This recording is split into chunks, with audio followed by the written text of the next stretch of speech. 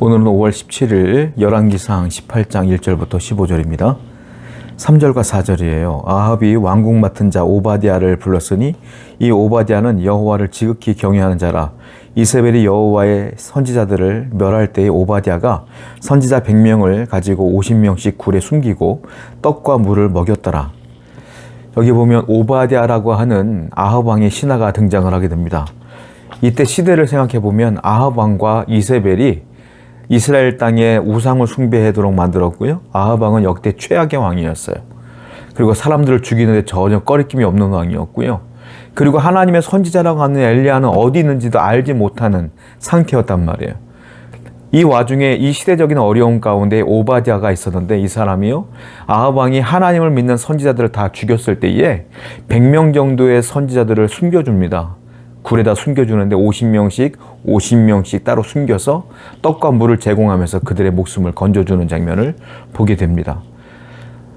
자기도 목숨이 위험한 상황임에도 불구하고 하나님의 선지자들을 살리는 걸 보게 돼요. 시대가 아무리 어둡고 힘들어도, 아무리 죄악이 판을 쳐도요, 놀라운 건 하나님은 남은 자들을 남겨놓더라 라는 거예요. 믿음의 사람들을 곳곳에 하나님께서 남겨놓더라. 그 중에 한 사람이 누구냐? 바로 오바댜였다라는 겁니다. 세상의 시대가 아무리 죄악 가운데 거한다 할지라도요, 하나님의 뜻은 남은 자들을 통하여 또 일하고 계셔요. 이 오바댜는 남은 자가 되어서 하나님의 일을 이루는 걸 보게 돼요. 저는 여러분들이 이 어두운 세상 속에서 오바댜와 같이 하나님의 뜻대로 살아가는, 믿음을 지키며 살아가는 남은 자가 되기를 축원드립니다. 그리하여 하나님의 뜻이 여러분들을 통하여 모든 것들이 나타나길 원하고요, 하나님의 이름이 높아지기를 원합니다. 5절에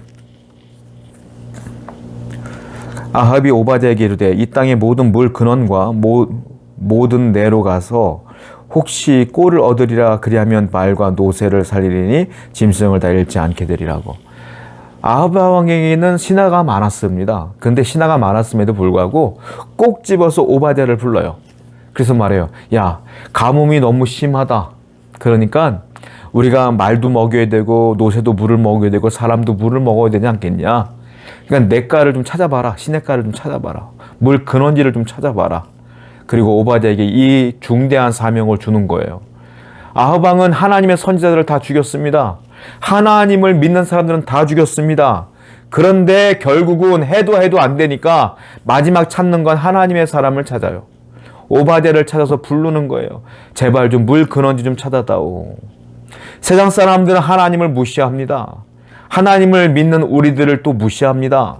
비난합니다. 비판합니다. 그런데요, 위기가 닥치면 정말로 그들의 힘으로 어찌할 수 없는 상황이 되어지면 그들도 하나님을 찾아요.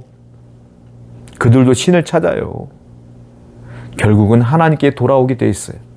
결국 이 마음 가운데 한 구석에는 공허함이 있는데 그 공허함은 예수 그리스도로만이 채워지는 겁니다. 사람들은 다 공허해요.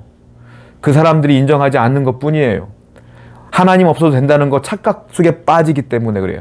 지금은 괜찮겠지만 상황이 어려워지면 그들도 신을 찾게 돼 있어요. 지금 아합 왕도 해도 안 되니까 결국은 오바댜를 찾아서 하나님의 사람을 찾아서 물 근원지를 좀 찾아보라고 부탁하는 것들을 보게 됩니다. 여러분, 그렇습니다.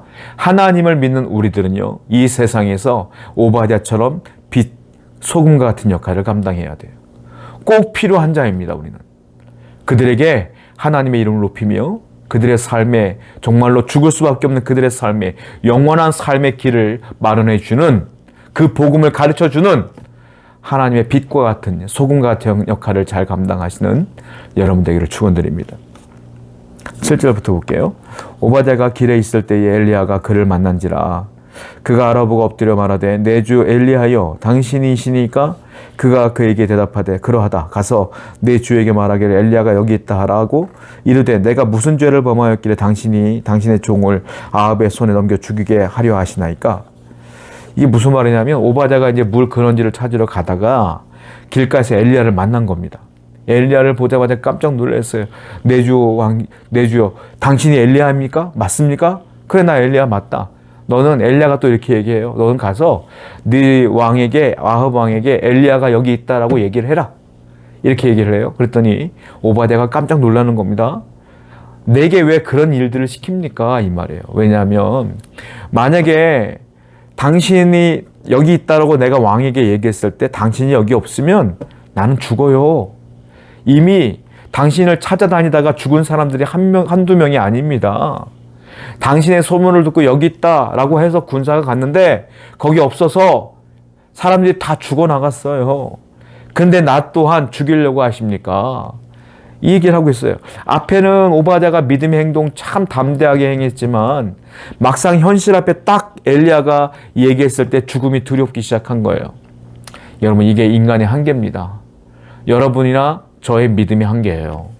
우리가 아무리 믿음이 좋다고 해도요, 우리가 아무리 믿음이 훌륭하다고 해도요, 내 목숨이 왔다 갔다 하는 현실 앞에서는 어쩌면 나도 두렵고 떨리는 거예요.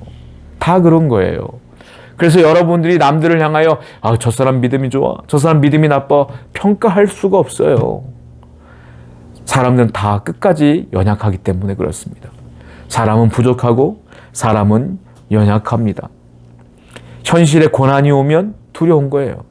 어려움이 오면 무서운 거예요. 그것이 사람들 아니겠습니까? 그것이 우리의 모습이다라는 겁니다.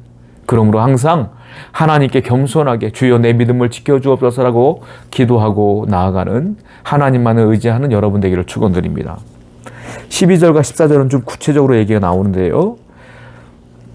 내가 당신을 떠나간 후에 여호와의 영이 내게 알지 못하는 곳으로 당신을 이끌어 가시리니 내가 가서 아합에게 알렸다가 그가 당신을 찾지 못하면 내가 죽임을 당하리이다. 당신의 종은 어려서부터 여호와를 경외하는 자라. 14절입니다. 이제 당신의 말씀이 가서 내 주에게 말하기를 엘리야가 여기 있다고 하라 하시니 그러면 그가 나를 죽이리이다. 이게 무슨 말이냐면 사람들이 엘리야를 찾으러 막 동문서주했거든요. 동서남북 안 다닌 데가 없는 거예요. 그런데 누군가가 엘리야를 발견했어. 엘리야가 여기 있습니다라고 아합에게 얘기했단 말이에요. 그러면 하나님께서 엘리야를 숨겨놔요. 엘리야가 죽을 수 있기 때문에 숨겨줘. 그러면 군사들이나 사람들이 도착했을 때 엘리야가 없어요. 없으면 엘리야가 여기 있다라고 말했던 사람들은 다 죽은 거예요. 그러니까 이 오바댜가 그 신학이기 때문에 다 본 거예요. 그것을. 당신이 여기 있다고 저에게 말했는데 만약에 당신이 여기 있다고 제가 아합 왕에게 말했는데 하나님이 당신을 또 숨겨주시면 저는 어떡합니까? 라는 얘기를 계속 반복하고 있는 것들을 보게 돼요. 어쩌면 오바댜의 믿음의 한계가 여기까지입니다. 어쩌면 우리의 한계도 여기까지일 수 있어요. 여러분, 누가 칼을 들이대고 하나님을 위해 죽으라 했을 때 과연 우리가 죽을 수 있는 사람이 누가 있겠습니까? 당당하게 저 지금 죽을 수 있어요 라고 말할 분이 몇 분이나 되겠어요? 제가 볼 땐 거의 없다고 봐요. 순교는 아무나 하는 게 아닙니다. 순교는 내 의지로 하는 게 아니에요. 순교는 하나님의 영이 그를 장악해서 하게 하시는 거예요.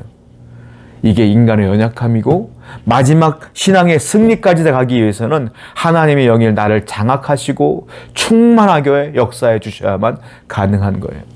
인간의 믿음의 한계가 여실히 드러나는 것들을 보게 됩니다. 우리는 항상 믿음이 좋다 말하지만 현실에 어려움이 있으면 현실적인 고민이 그 믿음을 덮어버릴 때가 많아요. 여러분들은 어떻습니까? 평상시에는 믿음이 좋아 보이지만 현실에 엄청난 심각한 고난이 오면 그 고난 때문에 내 믿음이 덮어지지는 않습니까? 내 믿음이 쪼그라들지는 않습니까? 어쩔 수 없어요. 그게 인간의 한계예요. 그럴수록 어려울수록 그러므로 다시 무릎을 꿇고 하나님 붙들어 주옵소서라고 기도하셔야 돼요. 오늘도 여러분들의 연약함을 인정하시고 하나님께 기도로 승리하시기를 축원드립니다. 기도하겠습니다. 하나님, 우리의 믿음은 연약합니다. 하나님이 붙들어 주지 아니하신다면 무너질 수밖에 없사오니 오늘도 힘과 능력으로 우리를 이끌어 주시옵소서. 예수님의 이름으로 기도드렸습니다. 아멘.